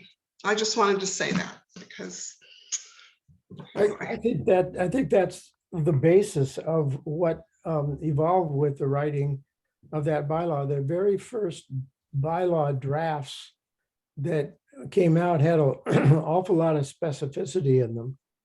And the board during its workshops said, let's tone back the specificity and be quite broad in general, which creates the situation where this team is going to have to develop how they are going to handle themselves with respect to people who come to them with a gripe, so to speak. They're going to have to come up with a process for how to handle that. And the broad framework of that bylaw, I think, more or less puts that in their lap to figure out how to do that. Here I disagree with Lynn and maybe somewhat from you, Candace. This team is not the same as a personnel team or a finance team that deals with a personnel issue or a finance issue. This is a team that has a responsibility to deal with the shared ministry, which is a defined term in our bylaws. And it's very broad and includes every aspect, literally, and it says it right in there, the life of the church. This is a team that is different from all the other teams, and how they handle themselves and how they structure themselves and how they set up their process. And if it includes trying to get a grip on what shared ministry is, it includes asking in a survey, that would be their choice. So, we just need, as you say, Lynn, give them some space, let them figure out how to do this. But they have very, very broad latitude on the basis of the bylaw that the board did adopt. Yeah. Well, I would hate to see it become a gripe team. Absolutely. I don't know who would want to serve on that team. Yeah. There's no reason why it should. There's no reason why it should. But they'll have to set some guidelines as to how to handle it, because there are going to be people coming to them with gripes. Yeah, perhaps they might be encouraged to think in terms of the sort of statement that the endowment team said about how they understand their mission and how they intend to work. And if people in the congregation are satisfied with that, they will continue to return them to the team and support their work. And if there's a different feeling, then members of those teams will evolve. Either other people will step on, but it has to be, I think, something which grows organically. I also think that it has to be something which takes into consideration what Todd mentioned earlier, that our church is one which may be looking at an expanded community that we're serving and that we're interacting with. And interestingly enough, similar to the personnel team, there's no time limit on how long people serve. With the endowment team, there are certain blocks of time. But very specifically, the board removed any specific timeline that one would serve, because the idea being that if one's willing to serve for a longer period of time, you have a base, you have a foundation that would continue and be somewhat useful. So it's an unusual team.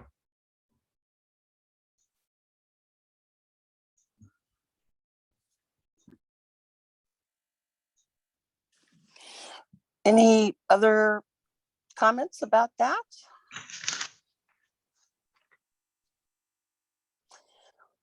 Well, let's go to the month-to-month guidelines. Can I interrupt just a second?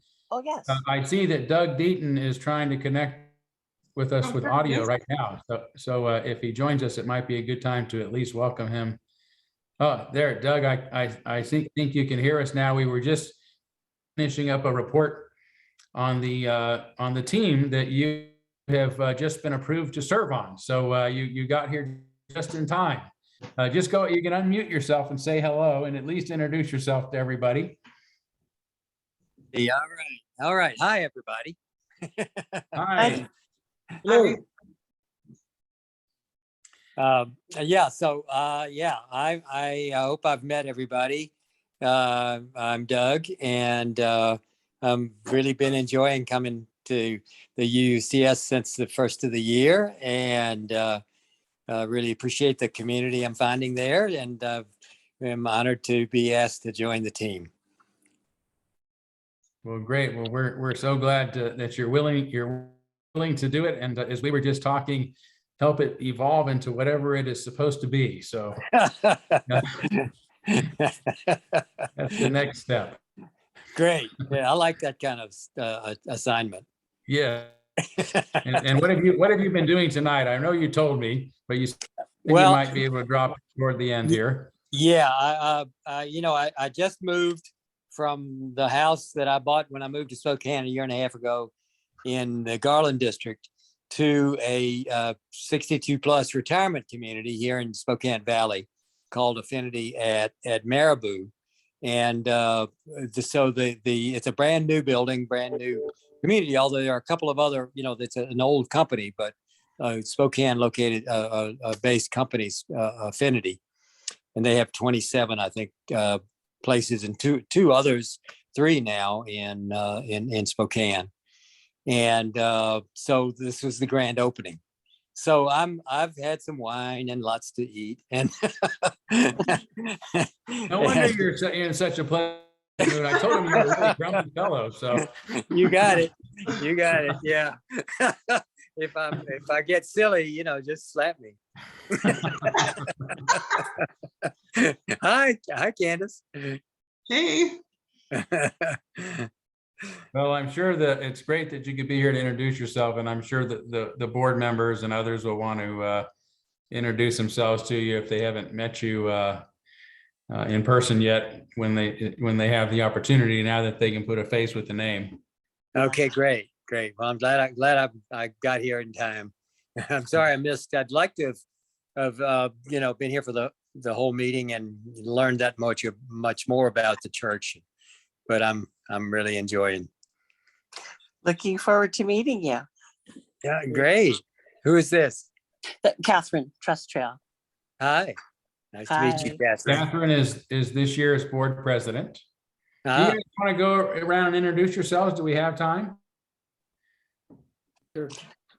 Yeah, sure. Go ahead, Catherine.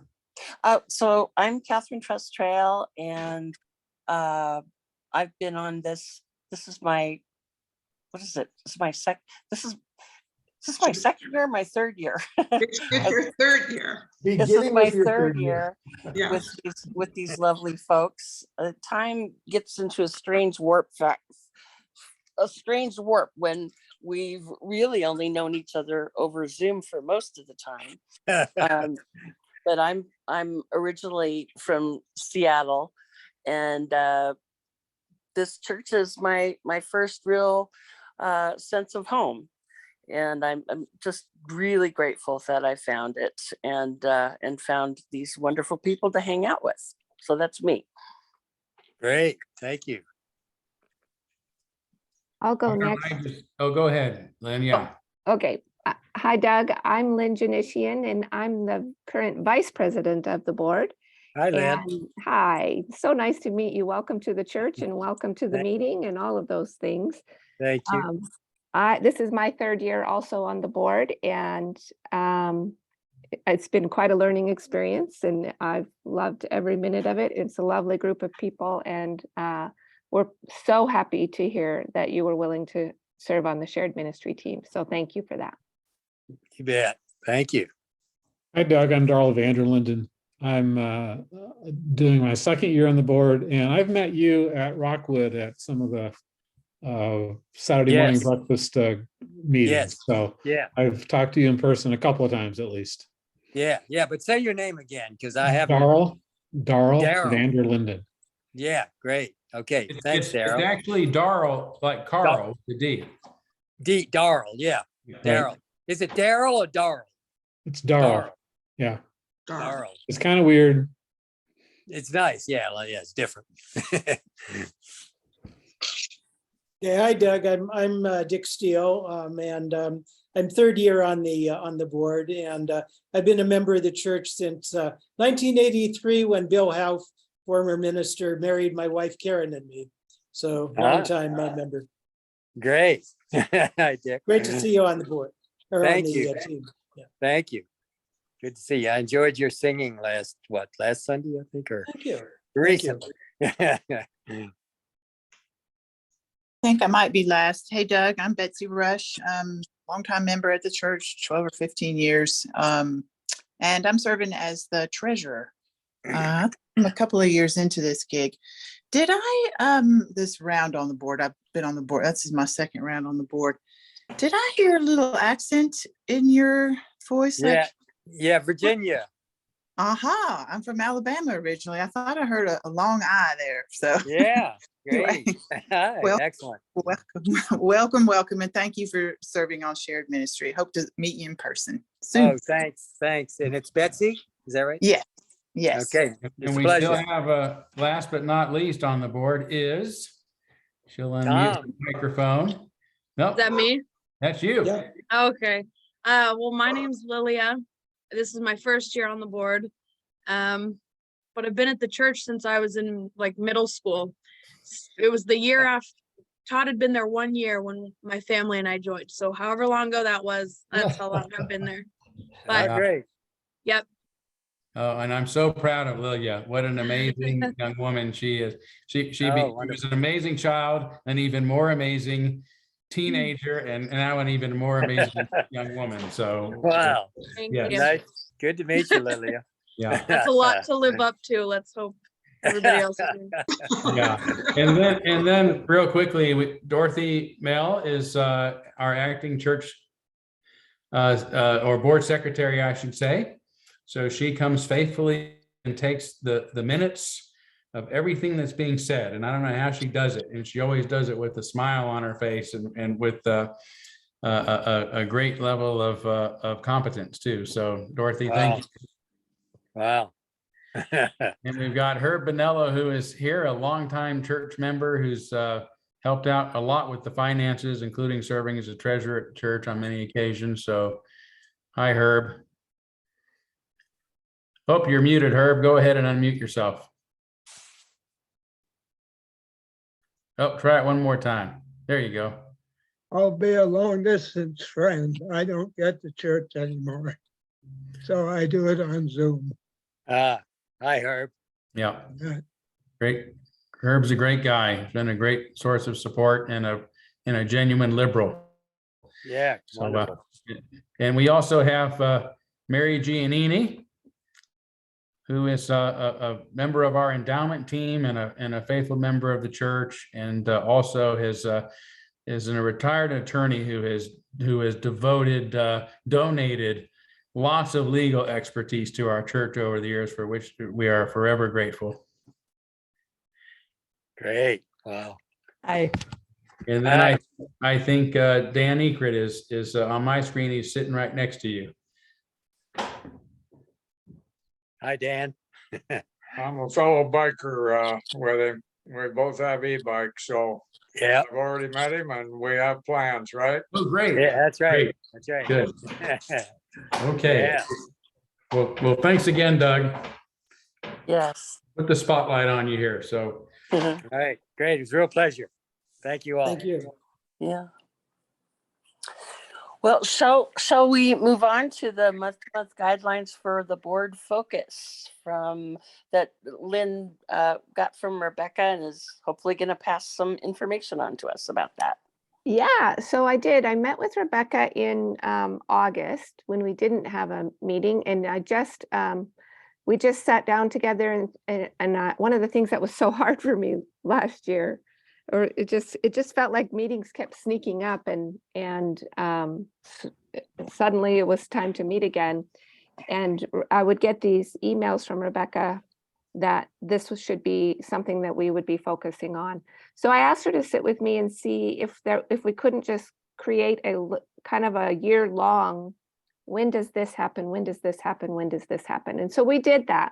And I can maybe just, I mean, it's super simple and straightforward. It's not as complicated as it felt like, I guess, last year. But I mean, I think maybe looking ahead each meeting, I can just say, okay, so September has a little blank spot by it. So that's kind of nice. August, obviously, we took off. The church year starts in July, and in our bylaws, that's when we are supposed to set our officers and make appointments according to the bylaws. So that was all taken care of. So looking forward, in October, so next month, is the time that the board is supposed to begin thinking about budgetary priorities. It's not necessarily when we need to begin to get them to Rebecca, but to start a discussion probably in our October, which is our next month's meeting.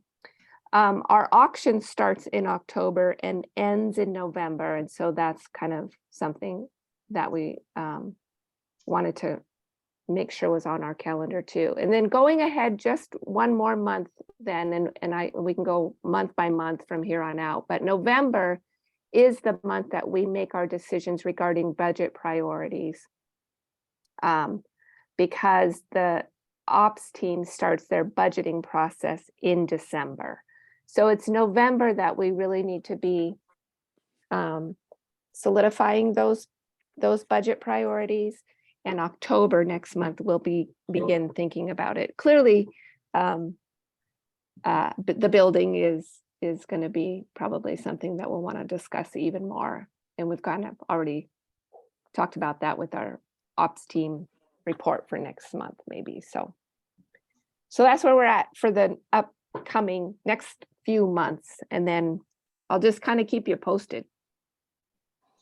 Okay, maybe you can even send out an email for the whole year. I can put it in a little document if that's Sure. if that would be easier. I didn't tidy it up before this meeting, so I thought, oh, I better not send that out. This kind of chicken scratch. But Hey, Lynn, if you do that, I'll include that in the board slivers. And then it could be in the minutes too. So we have Okay. some historical information about that we can refer back to.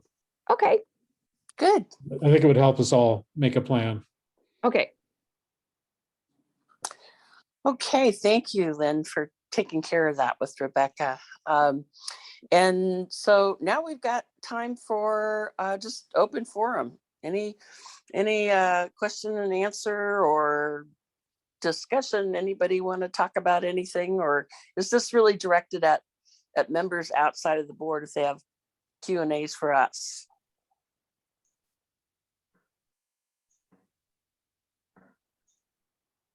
So I Tom, have an item. Actually, I have two, but I'll just start with one. There was, and Lynn probably knows about this, Todd, and if it came up at the ops teams, Candace would know about it. At one point, I had suggested that we enhance our description of the physical facilities of our church on our website, because we have an awful lot to offer, but nothing was mentioned. And my understanding is that Lynn and Rebecca took what I originally drafted and worked on it. And I'd like to know the status of that, whether it's been done, accepted, going to end up on the website, et cetera, et cetera? I believe that was done that very day. Whatever we wrote and sent, that we really kind of edited your start to that, Tom. Yeah. And that was actually the same meeting where I sat with Rebecca and did the month-to-month report. So first we did the editing of the website, that one page. And then we did the month-to-month report. So I believe it's there. Okay, and I didn't look. Just for your background, everybody's background, what prompted me to do that was I reviewed the website for the INUUC, the other UU church, and their website is modeled very closely after ours. I think it was probably Scott Bishop probably did them both, or had a lot to do with them both. And of course, they had nothing to offer by way of a physical facility. And one of the distinctions that I think if anybody was just cruising through Spokane area on Google looking for UU churches and comparing the two, one of the things that we have is a fantastic, incredible physical plant, everything from our memorial garden to our 10 meeting rooms and everything else. And it seemed to me that we ought to, promote that. And that was how I got started on that. So I'm glad to know that it's probably in there. I haven't gone to the website and looked, but I'll let someone else raise an issue. I have one other thing that I'd like to raise if I have a chance. So I just have a question actually that's inspired by this past discussion. Do we have like a photo gallery on our website? And maybe that might be something that would be worth doing. Because I agree entirely with Tom. We have a beautiful structure and ground and, garden and so on. Let's show it. And play equipment. Yeah, play equipment. Soon, not quite, but soon. I think that's a great idea. And I think, I just would love to have maybe even frequent changes of photographs ongoing. I just have to share, Todd, the photo kind of pictures of that Carol's little grandson of you, and he with the story those photos took. I just took them with my cell phone, but this little boy, trying to be brave enough to meet Purple, the puppet. And I took a series of pictures with this little boy standing, way down the aisle in the church, and he just kept moving closer and closer. And pretty soon there's this picture of he and Todd laughing, and he's hugging Purple, and it's just precious. And there are so many pictures, that probably could be just posted to show who we are and how we, just that kind of stuff. It's just so fun for people to see those kinds of things. And I don't know how we do that, but I do agree. I think that would be a fabulous a page that changes regularly to. So is that an ops team? Is that a board message to the ops team? Maybe. Okay, I'll make a note. Tell the ops team we want a photographer. Yeah. Or maybe some way for people to submit photos that they take. We've all got our little cameras with us everywhere we go, and anybody that captures something nice, maybe there could be a central place where it all gets sent. Yeah, I don't know how the website runs. I don't know how that. Rebecca was just in there doing stuff. I can read to you what we wrote. I have it here. Do you want to hear it? It's not that long. Yeah. It says, we are a welcoming congregation of more than 300 members, including the greater Spokane area, across the country and around the world. We open our doors to anyone seeking a liberal religious home where they can help create community, find meaning, and work for justice. We gather all ages and all backgrounds together each Sunday to be inspired, either in our beautiful building or virtually. We embrace diversity of thought and individual virtues, and we take our common values out into the world for the benefit of all. Participants in our community can enjoy a variety of unique interest groups that meet regularly, such as the Kurtkara Dojo, Problem Solvers, and Touchstones. And then there's a little place to click for other teams and groups that people could check into. For younger families, we have special programming for children and a nursery care on Sunday mornings. We're proud of our beautiful facility, which includes our sanctuary, friendship hall, a chapel, educational rooms, and offices. Our grounds include natural and planned landscaping, a walking labyrinth, a children's play area, a memorial garden, raised garden beds, and plenty of parking for you to come join us. Great. Great.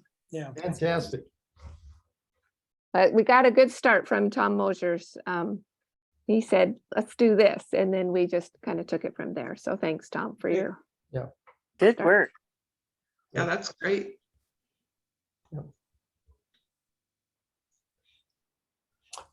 Well, the other issue I had, since no one's spoke up real quickly here, is you all will, most of you will recall that at one point, the board wrote a letter to UUA after we received the boilerplate solicitation letter saying that they would welcome our contribution because of all the services they provide. And essentially the board wrote back and said, what services? That's my way of saying it. And we got a boilerplate letter, as I understand, back from the president of UUA, which I suspect didn't fully address the question anyway. But it seems to me that there's an unsettled issue that I would suggest to the board that they might want to follow up on, and that has to do with the language that's in the UUA website that refers to Todd as abusive and bullying.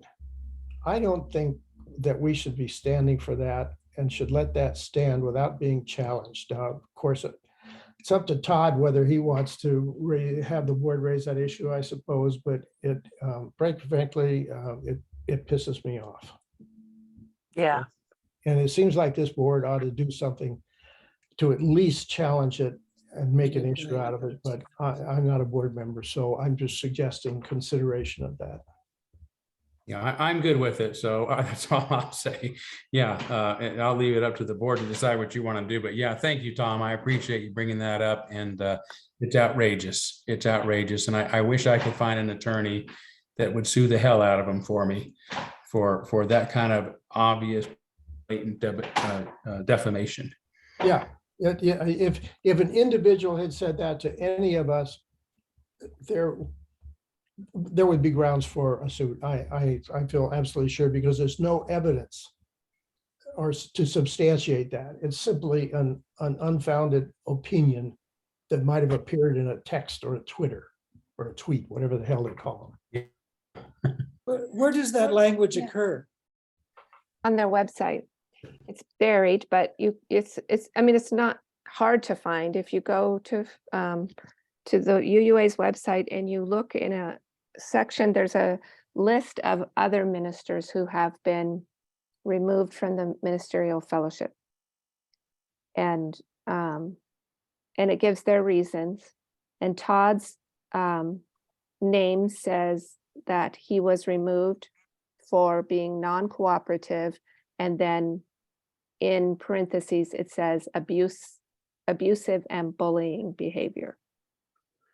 Ugh. And it has driven me crazy since the first time I saw it. And I also, there's a piece of me that just wants to fight that every day. And then this morning, for some reason, of all days, I woke up this morning and I just thought, you know what, I kind of like the word non-cooperative, quite frankly, Todd. I think That's a badge of honor. It is a badge of honor. Yes, that one's true. They can leave that. They should leave that one. And I would be happy to write another letter and say, you know, the letter that we wrote before was not as clear. We did not ask for anything, right? And so the letter response we got back from her was, from Susan Frederick Gray, was, I've been thinking of you for a very long time, and you must be hurting, and can I send you some help from the whatever region or whatever? It was ridiculous. So she clearly did not understand the letter, and it may have been written in too nuanced of a way, but I'd be happy to write another letter and have it approved to, or somebody else can, and we can all do that whole thing again to ask specifically, this is what we want. Or here's the other suggestion that I'm also thinking of now, based on what I was thinking about this morning, which comes really from what you talked about tonight, Todd. And the only reason I knew about it a little bit earlier about this letter was from the Kara Dojo last night, where you also shared a little piece of this person calling us the mother church. I do believe that this abusive and bullying language is getting people to look into what happened. And maybe the letter we write to Susan Frederick Gray or to the UUA is, well, thanks, this is helpful, because people are paying attention now. And I mean, as wrong as it is and as horrible as it is, it's just disgusting to me, but perhaps it is getting people to look into what went on, what happened here, and to think about it a little bit more clearly. But I also think that it would be important to let her know that's why we're not fighting it with law, or because it's working for us too. Maybe we could even say, what we want from you is to put a little asterisk next to what they have up there about Todd, saying that it's a link to a rebuttal of that opinion by the board and or the congregation of Spokane, so that we have something clearly stating why we believe what they said is wrong, and maybe even vaguely say, this is defamation. I don't think we should be vague anymore. But yes, I mean, they wouldn't do that. I doubt very much they would ever agree to doing something like that, but it's certainly worth saying our piece. Maybe there's an attorney out there who would think about taking up a defamation case against them. And this is a widespread problem. It's not just Todd. Well, I'd like to see them just add the line proving it by saying, we know this to be true because it takes a bully to know a bully. And that way they would admit that they're the true bullies in this story, not me. But I think, one of the things to contemplate if you write something, because the last time you wrote a letter and I was on board with this, we were genuinely as a board representing the congregation writing to Susan Frederick Gray, right? This was not for show. You were not writing this so that somebody else would see it. You were writing it so that she would see it. And we know how Susan Frederick Gray responds to things with the fake "I love you" and "I care about you," and then never answering any of the questions. So it may be better for this letter to be meant for a more public audience, even if it is directed towards Susan Frederick Gray, but get people to understand that this is part of their continued diabolical abuse of people who disagree with them, with their illiberal authoritarian agenda. Maybe there's even something that we could put up on our website saying we believe that the UUA has been abusive and defamatory about our minister, and some kind of a letter about that. And that's another way to get people investigating what really happened here and why. And we can clearly state, this is a true liberal church, and freedom and reason and tolerance are the basis of how we view the world, and that's not being exemplified by the UUA in any way. I think that's a good idea myself. And I also think, it also could give individual congregants, we're always being solicited by UUA for donations. And I don't give to the UUA, but I also haven't written them about my reasons why. But if we had a church statement that was on our website about what happened and how we object to how the UUA has handled it, any member who's solicited by UUA for funds could attach that letter and say, this is our church's position on our minister and how the UUA stumbled badly and has covered itself in shame with this issue. I just think we might, just a good way for all of us to speak out. We're all busy, and it would give us some ammunition to communicate with them as individual members of the church. Yeah. We could go back to our resolution that we wrote in 2020 that was never responded to. Nobody ever even mentioned they got it. That's true. And that resolution, I mean, maybe with just a preamble to here's what we could, because that resolution was our response to the UUA, not the bullying and the abusive language, because that wasn't there yet. But it really does say just step by step what we believe and why we were so appalled at the time. But it might be a good starting place, and with a letter. I love the idea of posting something on our website that says, here's what happened in Spokane. Yes. Right. Maybe we'll talk about that at our next board meeting in more detail. Before you close out on that, let me play a little bit of a devil's advocate on posting something on the website.